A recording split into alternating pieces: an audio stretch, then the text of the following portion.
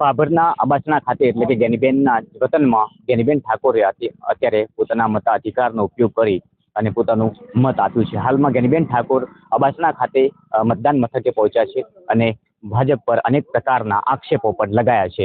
કામ દામ દંડ ભેદની રાજનીતિ ભાજપ અપનાવી રહ્યું છે. આવા જ્ઞાનીબેન ઠાકોરે ભાજપ સામે આક્ષેપ પણ લગાવ્યા છે. જેમ કે ટેકનિકલ ઇસ્યુના કારણે જે વહેલી સવારે અનેક જગ્યાએ ઈવીએમ જે ખોટવાયા હતા તેને લઈને પણ સવાલો ઉઠાવ્યા છે, પરંતુ ટેકનિકલ ઇસ્યુ હતો એટલે એ સોર્ટ આઉટ થઈ ચૂક્યો હતો. પરંતુ હાલમાં જ્ઞાનીબેન જે પ્રકારે મતદાન મથકે પહોંચ્યા બાદ પોતાનું મત આપ્યા બાદ જે ભાજપ ઉપર આક્ષેપ કર્યા છે એ જોતા ચોક્કસથી લાગે છે કે ક્યાંક ને ક્યાંક કોંગ્રેસ અહીંયા મજબૂત બની અને ઉભરી આવી રહ્યું છે. હાલમાં જ્ઞાનીબેન ઠાકોરનો એક જ વિશ્વાસ છે કે મતદારો ચોક્કસથી કોંગ્રેસને મત આપી અને આ જે ગઢ છે એ સાચવી રાખશે એવો વિશ્વાસ પણ વ્યક્ત કર્યો હતો. આ જે 7 વર્ષથી અહીંયા વિધાનસભામાં ધારાસભ્ય તરીકે ફરજ બજાવ્યા બાદ આ જ્ઞાનીબેન ઠાકોર જ્યારે સાંસદ બન્યા 2024માં અને આ પેટા ઇલેક્શન લડાઈ રહ્યું છે, ત્યારે પેટા ઇલેક્શનનું આજે મતદાન છે અને મતદાન મથક ખાતે આજે ભાભરના અબાસણા ખાતે જ્યાં જ્ઞાનીબેનનું પિયર છે ત્યાં પોતાનું મતદાન છે, એટલે મતદાન મથક ઉપર પહોંચ્યા બાદ પોતાનું મત આપ્યું અને મત આપ્યા બાદ પોતે ભાજપ ઉપર આકરા પ્રહારો કર્યા છે. અત્યારે આપણી સાથે જ્ઞાનીબેન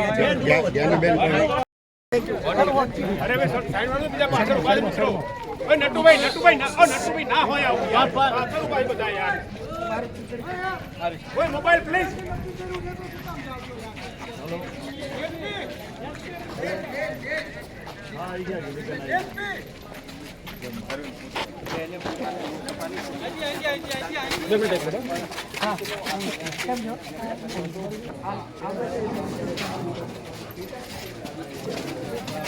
एक मिनट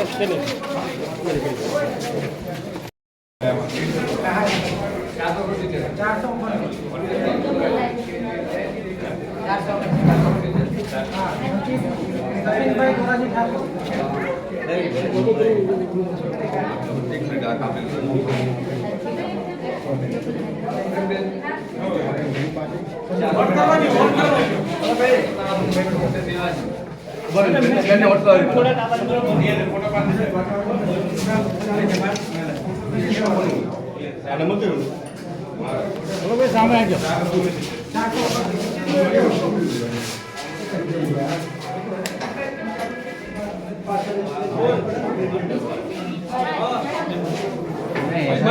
મને ધક્કો આવે છે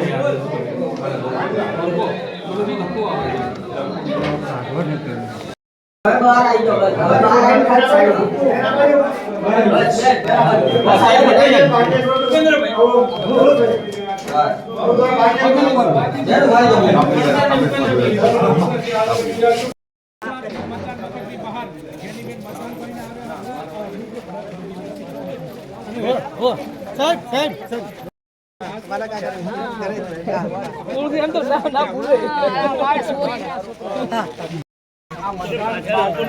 चलो वाइड वाइड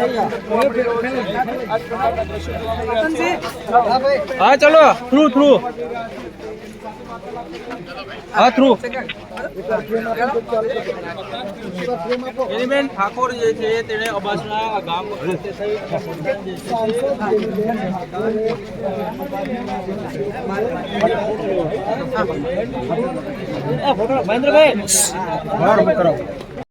મતદાન કરવાનું હતું પણ ગામમાં અને પરિવારમાં એક દુઃખદ ઘટના બની છે. થોડું મોડું આવવાનું છે એટલે માઇક નીચે રાખો લે. આ મતદાન એ આવનાર સમયમાં 2027 નું રણસિંગુ એ આવા વિધાનસભાના પરિણામ ઉપરથી જ્યારે ફૂંકાવાનું છે ત્યારે બનાસકાંઠા જિલ્લો એ સમગ્ર ગુજરાતની અંદર 26 સીટો ભારતીય જનતા પાર્ટી 5 લાખના પ્લસથી લોકસભામાં જીતવા માંગતા હતા. મારે પ્રેમમાં તો મારું માઇક દેખાવું જોઈએ ને ભાઈ. એ કોંગ્રેસ પાર્ટીની વિચારધારાને જે ગુજરાત સરકાર હોય કે કેન્દ્ર સરકાર હોય એ લોકોના કામો કરવામાં ઓણા ઉતર્યા છે. એમનો જે એજન્ડા હતો એમાં ક્યાંક ને ક્યાંક ઓણા ઉતર્યા છે ને એના કારણે લોકસભામાં પણ આશીર્વાદ આપ્યા હતા અને આ પેટા ચૂંટણીમાં અહીંયા પુનરાવર્તન કરીને કોંગ્રેસ પાર્ટી વિધાનસભામાં હેટ્રિક મારશે અને કોંગ્રેસના મતદારો સર્વ સમાજના મતદારો કોંગ્રેસ પાર્ટીના ઉમેદવારને આશીર્વાદ આપશે અને કમળ ઉપર ગુલાબ ભારે પડશે અને અમારો જે વિજય છે એ નિશ્ચિત છે. આ મતદાનના મથકોની મુલાકાત લેતા અને મતદારોનો ઉત્સાહ જોતા એટલે 23 તારીખે પરિણામ આવશે ત્યારે અમારો વિજય વરઘોડો અને અબીલ ને ગુલાલના જશના ભાગીદાર એ વાવ વિધાનસભાના સર્વ સમાજના મતદારો થશે એવો મને મારા મતદારો ઉપરના વિસ્તાર ઉપર પૂરો છે. ટકાવારી જે પ્રમાણે મતદાનની છે અત્યારે લગભગ 24% ઉપર મતદાન જતું રહ્યું છે. શું લાગે છે મતદાન હજી વધશે અને વધશે?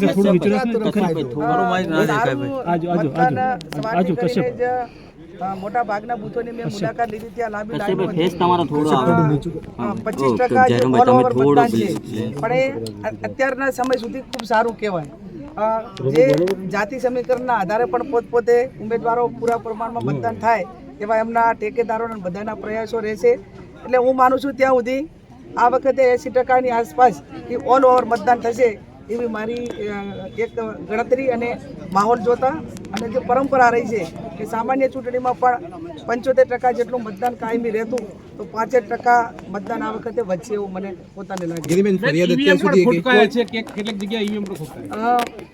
સવારમાં શનિચડા હોય, અસાણા હોય, આવા 3-4 ગામોની અંદર ઈવીએમ મશીન છે એની ખરાબીના કારણે ક્યાંક ને ક્યાંક લાંબી લાઈનો લાગી અને મતદારોને વેટ કરવો પડ્યો. એક ખાલી પેટા ચૂંટણીમાં પણ જે મશીનરી તૈનાત હોવી જોઈએ એ ક્યાંક ને ક્યાંક અભાવ રહ્યો એવું મને પોતાને લાગે છે. એની ટેકનિકલ બાબત છે અને એનું સોલ્યુશન થઈ ગયું છે અને હવે મતદારો પૂરું મતદાન કરી રહ્યા છે. બીજી કોઈ પણ પ્રકારની ફરિયાદ જે પ્રચાર દરમિયાન આપે આક્ષેપ લગાયા હતા એવું લાગી રહ્યું છે? એ બધું જ્યાં રૂલિંગ પાર્ટી જેને લોકશાહીને માનતા જ નથી, માત્ર પૈસા સામ દામ દંડ ભેદને જે દબાવની રાજનીતિ છે એ એમના એકદમ પેલામાં આવી ગઈ છે વર્તનમાં. અને વર્તનમાં ને હવે પછી તો હું માનું છું કે એમના વારસામાં જ ખોટું કરવાનું, જૂઠું બોલવાનું, લોકોને ખોટા વાયદા આપવાના અને કેફી પદાર્થોથી ચૂંટણી જીતવા માટેના પ્રયાસો કરવાના, યુવાનોને કેફી પદાર્થોથી બરબાદ કરવાના. આ એજન્ડા એમનો આજનો નથી, કાયમી રહ્યો છે. પણ એ બધું ઉપરાંત પણ આ વિસ્તાર કાયમી કોંગ્રેસનો ગઢ રહ્યો છે ને આ વખતે પણ રહેશે.